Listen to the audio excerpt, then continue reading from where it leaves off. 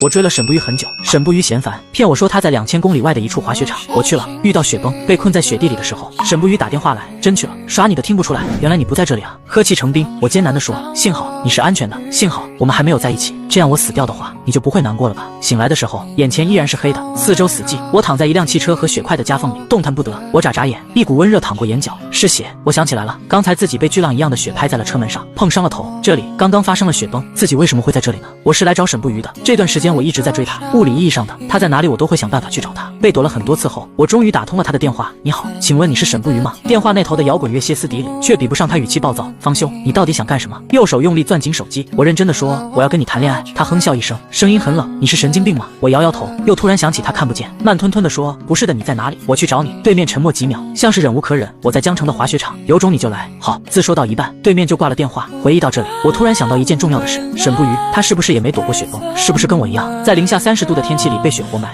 浑身都冻僵了？我在车身和雪块形成的狭小空间里，艰难的拿出手机，电量被冻得只剩很细的红线。沈不渝的电话忽然打进来，真去了，耍你的听不出来？我说不出话，颤抖又急促的呼吸扑在电话上。他顿了一下，很轻的说，方兄，你是真的蠢。我反应过来，压着胸腔里刺骨的痛意，艰难道，原来你不在这里啊！呵气成冰，我僵硬的扯了扯嘴角，幸好你是安全的，幸好你还没有答应跟我在一起。什么？骨骼肌在站立，我说出的每一个字都在发抖。沈不渝听不清，失血和严寒让我意识昏沉，粘着冰晶的睫毛扑朔，然后双眼合上，好冷啊！我很小声地说。沈不渝怔了一下，冷声说，方兄，别装可怜，你是活该。后脑剧痛，一些记忆片段蓦地浮现在脑海。漫天雪白里，沈不渝在雪地上写下我的名字，他用围巾的另一端缠住我，用不同于此刻的温柔的语气说，方兄，永远别离开我。我缓缓眨了下眼，对电话那头说，沈不渝，我们在一起过的，对吗？对面没有回应，我僵硬的转头，发现手机已经黑屏，不知道沈不渝有没有听见最后一句话，在一起过吧？我想，否则在他说出欺骗的话时，心脏怎么会那么痛呢？要是能当面问一问他就好了。如果能活下去的话，模模糊糊的，我渐渐感到没那么冷了，甚至觉得很温暖。这么快就得救了吗？我闭着眼睛想，得救后我就立即回去找沈不渝，向他证实我们是不是曾经相爱，以及为什么会分开。这样想了很久，我的身体忽然变得很轻，再睁眼，我发现自己居然就站在沈不渝面前，这视角很熟悉，视野里的人也是。他低头看手机，好看的眉毛皱在一起。沈不渝，我轻声叫他，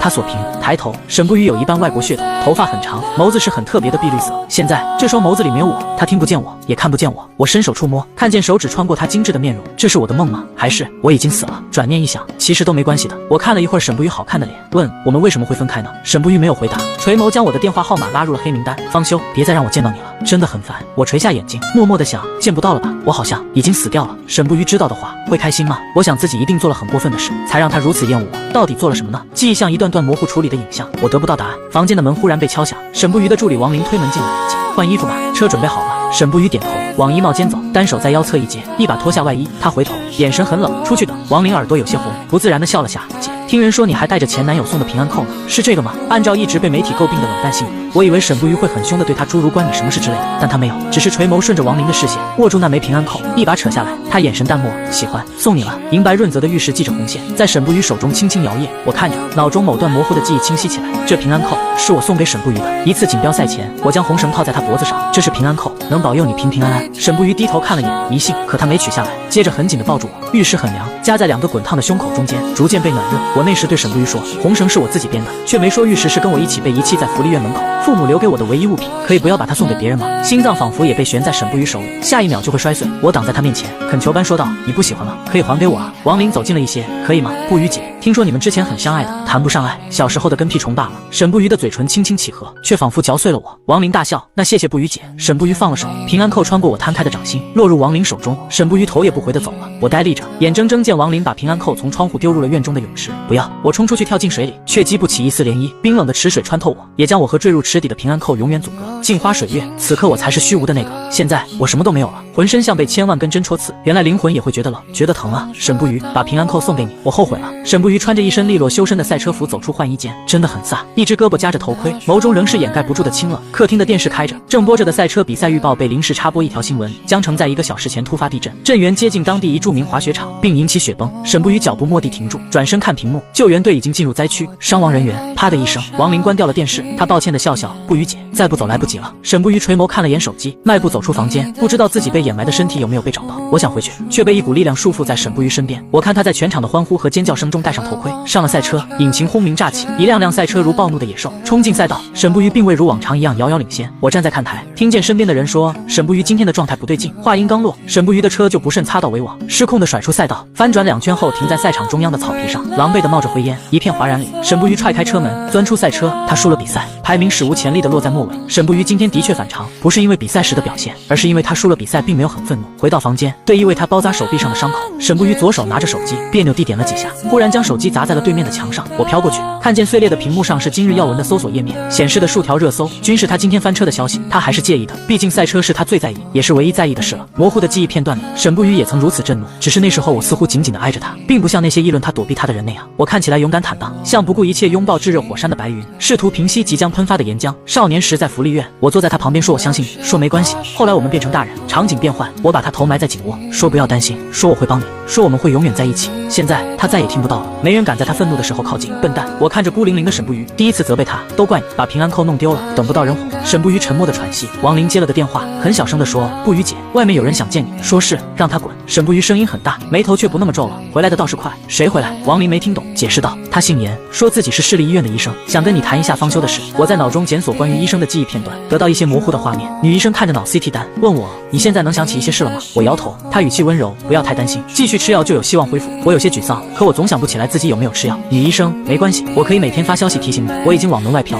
心想如果看见医生的脸，说不定能想起自己到底生了什么病。可沈不渝迟迟未动，然后冷哼一声：啊，原来是搭上个医生。我愣在原地，仿佛被人从身后用枪击中心脏，疼痛炸开的时候，我难以置信地看向沈不渝。原来我在你心里竟如此不堪，那些我自以为珍贵的记忆，对他而言是污点吧？让他滚！沈不渝握紧拳头，纱布阴出血迹，一字一句像是从齿缝中挤出。我跟他无话可说。出门时，沈不渝被大量记者围堵。上车前，一个女人冲过来抵住车门：沈小姐，我有很重要的事情跟你说。沈不渝戴着墨镜，下颌绷得很紧。你是谁？我是市立医院的医生，也是方休的朋友。滚开！沈不渝语气冷漠，我不想再听见他的名字。那请你告诉我他在哪？沈不渝关门的动作定住，面无表情地说：我不知道。我不明白沈不渝为什么要撒谎，他阻止了唯一一个在寻找我的人啊！严医生很着急，他需要人照顾，不能独处太久。沈不渝像是听到了笑话，嘲讽一般道：你要把他当低智儿童还是老人都随便，别在我面前碍眼。严医生没生气，只是深深地皱起眉头。他那么好，怎么会爱上你这样的人？是啊，我之前想知道为什么会跟沈不渝分开，现在我却想知道为什么会爱上他。沈不渝的呼吸变得急促，跳下去揪住对方的衣领，咬牙切齿般道：我从没对不起过方休。对，王林挡在沈不渝身前，大声附和：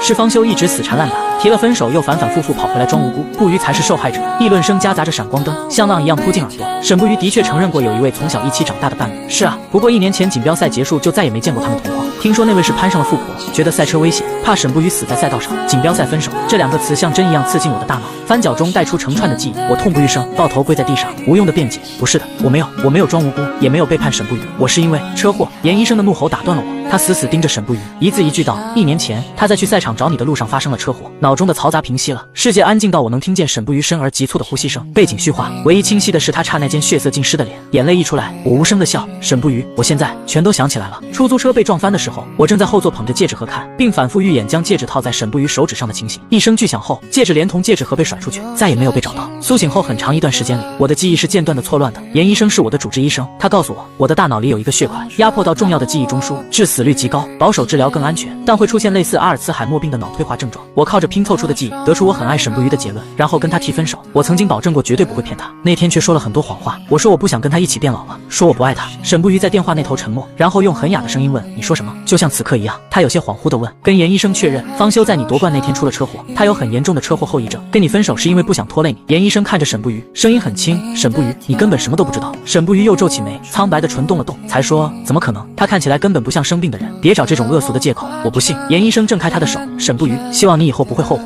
我看着严医生走远，默默地想，沈不渝不会后悔的，他太骄傲了，骄傲到当初几秒之内就想到反击我的话。那时我艰难地复述分手2个字后，我的心忽然跳得很快，开始后悔跟他说这些话。可他很快就说：还好你先提了，彼此。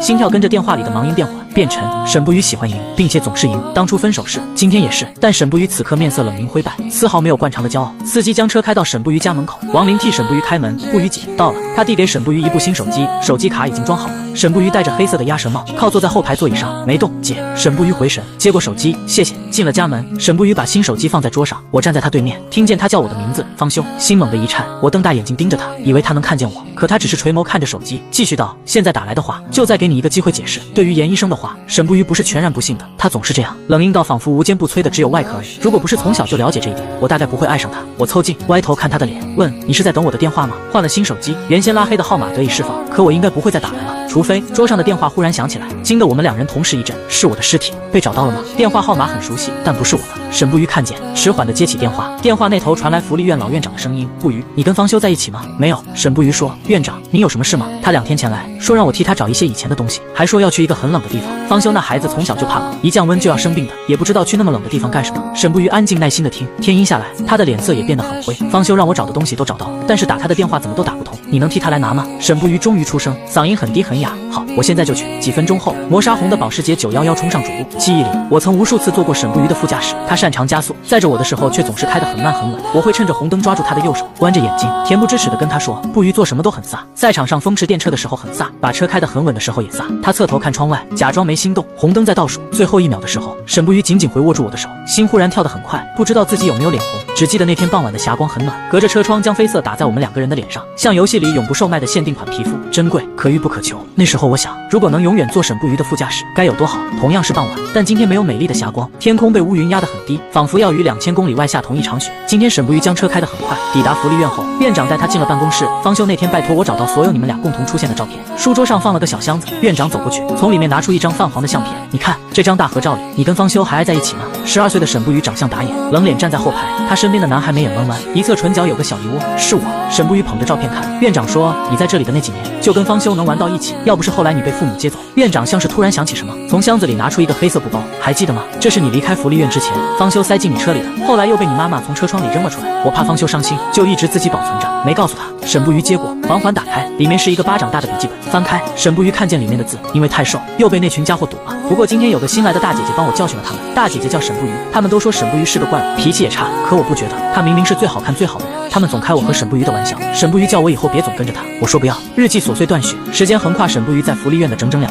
最后一页，我写道：能找到爸爸妈妈真好啊，不过沈不渝要是能不走就好了，以后就不能再见到他了吧？如果长大后再遇见，我一定……半句话戛然而止在纸张末尾，没写完。沈不渝抖着指尖翻页，发现后面一张被撕走了。方修。沈不渝轻轻唤我的名字，声音里有浓浓的不解和遗憾。他拿出手机，号码拨到一半，来电音忽然响起来，他摁下接听。方修。一道陌生的声音打断他：抱歉女士，请问您是方先生的朋友吗？沈不渝问。他怎么了？他在雪崩中遇难了，我没有亲人。手机里最后一通电话是打给沈不渝的，所以他被第一时间通知。救援人员在电话那头表达了惋惜，然后询问沈不渝是否能在3天内抵达江城认领尸体。沈不渝好像被瞬间冰封，然后毫无征兆地挂断了电话。老院长看见他可怕的脸色，连忙问：不渝，发生什么事了？假的。沈不渝说。手机又响起来，沈不渝很快挂断，然后冲了出去。他先去机场，被告知江城暴雪，途经的航线全部被延迟。手机不停地响，他索性关机，直接将车开上了高速路。出匝道，他将汽车导航的终点定在江城2000余公里，驱车前往。我认为沈不渝不太正常，但其实沈不渝一直是冲动的。他小时候便离家出走，自己找到福利院住下，后来又单挑10几个和他差不多高的男生，救下又瘦又小的我。那些人怕他，又不服气，背地里说沈不渝是怪物，碧绿的眼睛就是证明。慢慢的，福利院所有人都躲着他，除了我。我觉得沈不渝不是怪物，是天降神兵。我天天黏着他，把自己舍不得吃的巧克力偷偷放进他裤子口袋里。3伏天，沈不渝很快觉出不对，手伸进兜里，众目睽睽下摊开沾上不明物体的掌心，周围轰然大笑。我的脸气红了，满头大汗的吼：是巧克力，我不知道绘画。沈不渝瞪他们一眼，卷起食指刮了下我的鼻子。笨蛋！我蹲在水池边给沈不渝洗裤子，一群人围上来起哄：方修小媳妇天天给怪物洗衣服，方修小媳妇。沈不渝冲过来，把盆里的水往他们身上泼，带头的喊：怪物急了，你们俩天天在一块，肯定在谈恋爱。立马有人跟着起哄：谈恋爱，谈恋爱！我怕沈不渝又打架，拉着他跑走。福利院偏僻的角落，沈不渝气急败坏：方修，你以后别跟我在一块了。我不，你没听见他们说什么吗？他们在笑话你。我抬头看他被晕色染红的脸和耳根，心情忽然奇怪的好起来，没心没肺的仰着脸笑，让他们笑话吧，不就是谈恋爱吗？现在不行，等长大我真跟你谈恋爱了，看他们还笑不笑。沈不渝被噎住，脸更红了。车在服务区停下来，打断了我的回忆。沈不渝下车加油，回到车上时脸是湿的，大概是用冷水洗了脸，眼眶被激得很红。他继续启动车子上路，不眠不休。其实不用那么急的，我想对他说，毕竟江城严寒，即便尸体多停放几天，也不至于难以辨认。然后我看见他放在中控台上的日记本，想，也许他只是想知道被撕掉的最后一页写的是什么而已。在路况优良的情况下，2000公里的路程需耗时26个小时左右，但沈不渝仅用了20个小时，便进入了江城区域。大雪停了，天空呈现一种水洗过的蓝，救援队已经将通往滑雪场的路清理干净。远远的可以看见高挂的缆车，沈不渝在离入口很远的地方停下，下车，脸上是极度疲惫的青灰色。沈不渝靠在车上，低声道：“真的好冷啊。”他拿出电话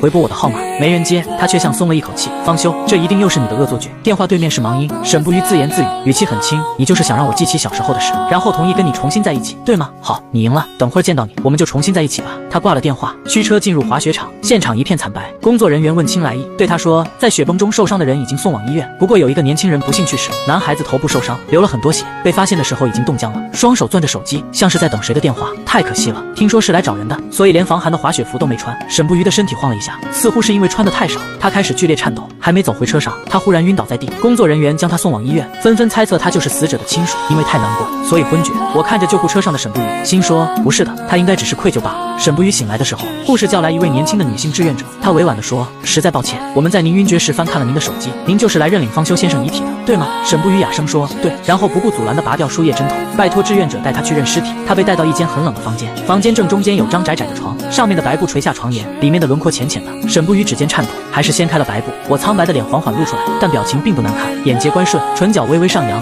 扶着浅浅的梨窝。沈不渝蜷起手指，很轻地刮了下我的鼻子。笨蛋，你装的也太不像了，连笑都忍不住。身旁的志愿者语气透着不忍心，解释道：“其实微笑是由于极度低温造成的大脑幻觉。他去世前，也许是想起了开心的事，是吗？”方修，沈不渝垂眸看着我的脸，问，得不到回答，所以沈不渝说，应该是想起了以前的事吧，否则记着当时我在电话里说的话，怎么可能还能笑得出来呢？当时他说了什么？他说是耍我的，还说我蠢，大概是头部撞击造成脑中血块变化。我渐渐地想起了一些以前的事，想起了我跟沈不渝的重逢，就像日记本里展望的一样，我真的在长大后又遇见他了。沈不渝变得更美了，也更清冷了，穿着赛车服从采访现场走下来，像个偶像明星。我呆在当场，意识到即便是第一次看见他，也一样会心动。这个想法在之后的每一次遇见都得到了印证。我那时还是实习记者，追在他身后喊他的名字，他不耐烦地回身，看见我的笑脸，10年没见，沈不渝忘记我也正常。我那时想，但他真的记得不多，我还是忍不住有一点难过。后来我兴致勃勃地跟他说起福利院，又借着工作之便跟他邀约了之后的很多次见面。我热烈地追他，像小时候那样黏。确定关系那天，我送给他平安扣，他送给我冠军奖杯，并在上面刻下我们2个的名字。那天我很开心，从包里翻出一页边缘粗糙的纸，神秘兮兮地对他说：“你猜猜这是什么？”沈不渝看着我，眸中映着我亮晶晶的眼睛。这是我的。我的话没能说完，因为沈不渝忽然吻住了我的嘴唇。2个初学者都不得章法，却还是让我的心跳乱七八糟。想到这里，我的唇角又忍不住扬起一点弧度，脸上蓦地感到些凉意。我看过去，发现沈不渝把我的脸弄湿了，他一直看着我闭上的眼睛，大串泪珠掉下来也不眨眼。志愿者有些慌乱，一边劝他节哀，一边在口袋里翻找，没找出纸巾，却找到一个小密封袋，差点忘记了，这是许先生的手机钥匙和随身物品，请您收好。沈不渝动作迟缓的接过，看见里面有一张很皱的纸，他拿出来展开，字迹被阴湿又晾干，在泛黄的旧纸张上显得模糊，可还是能勉强辨认。要跟沈不渝谈恋爱，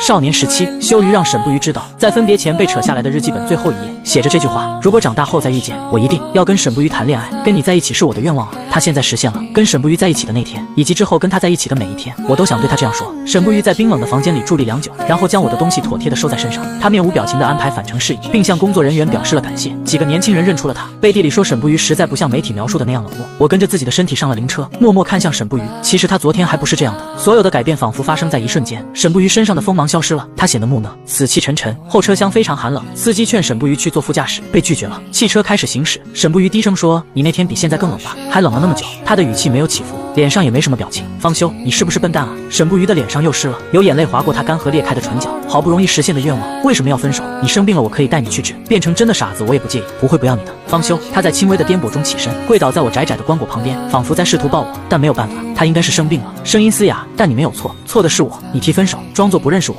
然后反复找我复合，是因为后悔了吗？我不应该那么生气，应该早点知道你生病的事，然后挽留你，应该总是同意你复合的要求。我不应该对你没有耐心，不应该骗你来这里，都怪我，都怪我。这是沈不渝从未说过的话。他向来骄傲，拥有的一切都得天独厚，便不在乎世人安在他身上的对错。他不怕失去，曾因为母亲干预他的爱好，就抛弃我艳羡并求而不得的家庭。长大后会为了得到赛车冠军而不惜用生命冒险，所以我不敢相信沈不渝居然会认错。他身材修长，在地上蜷成一团黑影，但我现在说不出安慰的话，也没办法像以前那样抱住他，用手轻轻抚摸他的后背，永远再也没办法了。车子刚行驶至入城的路口，就被一辆黑色商务车截停了。王林带着沈不渝的母亲下车，让司机打开车厢。沈不渝趴在棺椁上，身上已经没有几分活人的气息了。他像一具行尸走肉，女人的怒骂、扇在脸上的巴掌，都让他无动于衷。沈不渝，你到底要被方修害多久？当年为了他不愿意回家，甚至扬言要在福利院生活。沈不渝母亲的指尖几乎戳在他的脸上，现在又为了他直接放弃比赛。你知不知道你已经被赛委会警告了？再有一次，你这辈子都别想再上赛道，不会再上赛道了。沈不渝说。女人和王林皆是难以置信的表情。什么？当年因为你承诺让我学赛车，成为职业车手，我才离开福利院。沈不渝低声继续说，我后悔了，我那时候不应该离开他的。你疯了吗？沈不渝的妈妈满眼陌生地瞪着他。沈不渝像是自言自语，如果我一直在他身边，该有多好。他对母亲的眼泪视而不见，转脸对王林说，请你把平安扣还给我。王林表情凝滞，吞吞吐吐道，我不小心弄丢了。丢哪里了？沈不渝语气堪称平静，眼神却直直定在王林脸上。他眸色浅，冷眼看人的时候显得很凶，大概是察觉到沈不渝不太正常的精神状态。王林怯怯地说，在车队总部的泳池里。沈不渝的眼神没移开，反而更冷，你可以滚了。说完，他自顾自重新上车，坐回我身边。天色很暗了，路灯的光影在沈不渝脸上流转，却照不亮他的眼睛。我看着他说，不用放弃赛车的，那是你最喜欢的事了。赛车手需要心无旁骛，沉重的不愉快的生活背景会让他难以专注于速度，所以我才想跟他利落的分手。可结果远远算不上利落，我表现的任性又极端，反复无常的一次又一次回头。抵达目的地后，沈不渝先妥善安置了我的身体，然后着手我的后事。工作人员问沈不渝有没有需要一同安葬的随身物品。沈不渝沉默地思考了一会儿，拿出志愿者给他的密封袋，里面有我租屋的钥匙。本来是不想他进入我房间的，但一想到自己已经死掉，就觉得无所谓了。沈不渝驱车前往，在一处老旧小区里找到了我家，转动钥匙，他推开了门，映入眼帘的是几乎布满整间房的便利贴。沈不渝愣住了，缓缓走进去看，房间不大，家具简单。他撕下门边的，上面认真的写着要跟沈不渝谈恋爱。他看见玄关灯开关上粘着的，仍写着要跟沈不渝谈恋爱。他经过餐桌，上面贴满的每一句话全是要跟沈不渝谈恋爱。冰箱上、床边的墙壁上，纷乱的不同颜色的便利贴上都只写了一句话，要跟沈不渝谈恋爱。沈不渝站在被这句话包裹的房间里，喉咙里发出短促模糊的气音。我想他已经看到病症带来的直观影响。虚掩的房门被打开，严医生出现在门口。跟你分手后不久，他忽然有一天什么都不记得了，一个人在街上乱走，差点被车撞了。他被送到医院，拿出一张很旧的纸，问我沈不渝是谁。严医生很轻地笑了一下，脸上的表情却很苦涩。他说纸上的字是自己写的，所以这件事一定非常重要。是什么事呢？他看着沈不渝惨白的脸，自问自答，是跟沈不渝谈恋爱。沈不渝一瞬间全明白了，站不住似的倒退了一步，自语一般道，所以他反反复复来找我，是因为……严医生看他像说不出话，替他说，是因为他生了病，以为跟你恋爱是他生命里最重要的事。那段时间的记忆是混乱的，我有时候会记得沈不渝，记得自己必须跟他分手，然后在遇到他的时候装作不认识，有时候会突然忘记所有事，忘记已经跟他分手，然后执着地打他的电话，找到他，告诉他我必须跟他恋爱。沈不渝开始还愿意接电话，并且抽空来见我，我会用陌生的眼神看他，然后感叹自己居然在见他第一面的时候就心动得一塌糊涂。后来次数多了，沈不渝渐渐不胜其烦，就连他身边的所有人都认为我太过分，不是神经错乱，就是品行太恶劣。那时候大概沈不渝也是这样认为的吧。我的情况是好是坏，突然清醒，意识到自己做了傻事的时候也会后悔，但始终没有把那张陈旧的纸张扔掉或销毁，因为那样做的话，意味着当我再次忘记一切的时候，会把沈不渝彻底忘记。我不敢想那将会是怎样一种空旷的感觉，所以我很听医生的话，妄图通过药物控制自己不再做傻事。如果奏效，我就可以安安静静的死去，沈不渝会淡忘我，去追他的梦想，过满意幸福的生活，而我会记得他，记得在父母早亡单薄乏味的人生里唯一给过我幸福的人。两全其美，可我还是搞砸了。我看着沈不渝痛苦的脸，默默地想，沈不渝最终没有拿走我房间里的任何一样东西，他只是在那张陈旧的纸张上写了字，随身装好。安葬之前，沈不渝在我的身体旁边待了很久，他在黑暗里说，方修，我以后哪里都不去，天天陪着你，可我已经死了，很快就会离开这里。我说着，心里并没有感到不舍，离开就会忘掉一直以来铭记的一切，我要忘记你了，沈不渝，这样才公平，这样我就再也不会回头找你了。可是他说，方修，我不会再忘记关于你的事了。沈不渝替我修了很大的墓。安葬那天，我感觉自己终于快要离开了。沈不渝不知怎么找到了那枚平安扣，重新戴在了脖子上。他倚靠着我的墓碑，拿出被小心保管的旧纸张，灵魂快要消散。我看见上面的字，要跟沈不渝谈恋爱。好啊，方修。